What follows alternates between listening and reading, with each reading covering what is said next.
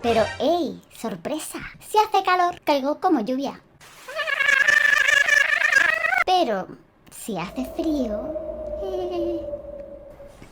me convierto en copo de nieve. ¿Has visto qué vestido más bonito? ¿Estoy guapa? Espero que sí.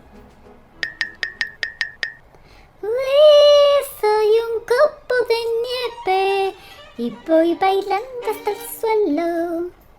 Cuando llego al suelo, si soy lluvia, pues me uno a charcos, ríos o lagos. Si soy nieve, me quedo en las montañas, en los tejados. ¡Ay, qué gustero, eh! ¡Ey! Y me puedes hacer una bola de nieve.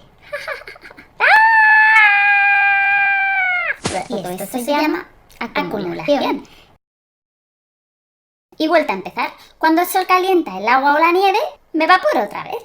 Y empiezo de nuevo mi viaje por el cielo. ¡Nunca paro! El ciclo del agua es infinito. Ahora vamos a ver si has prestado atención, ¿eh?